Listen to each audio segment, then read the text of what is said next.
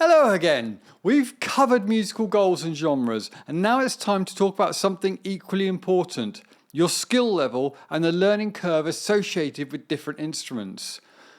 Choosing an instrument is an exciting journey, but it's essential to consider the skill level required for each one.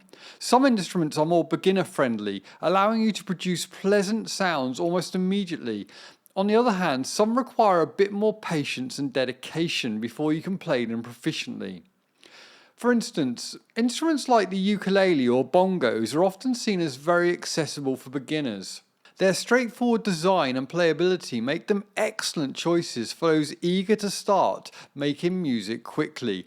In contrast, instruments like the violin or oboe have a steeper learning curve. They demand precise techniques and a deeper understanding of music to truly shine.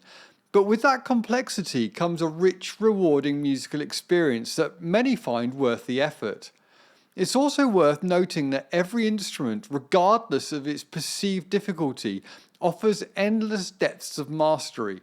A guitar, for example, might be easy to strum a few chords on, but mastering advanced techniques and styles can take a lifetime. For instance, you can choose to tune it to many different tunings. Some will sound great even if you put no fingers on the fretboard, but others, like standard tuning, require more effort from the outset. In the end, the best instrument for you is the one that resonates with your passion and musical aspirations. Whether it's an easy to play harmonica or a complex, rich French horn, what truly matters is your dedication, practice, and love for music. So let's take some time to consider your skill level and how much effort you're willing to invest in learning.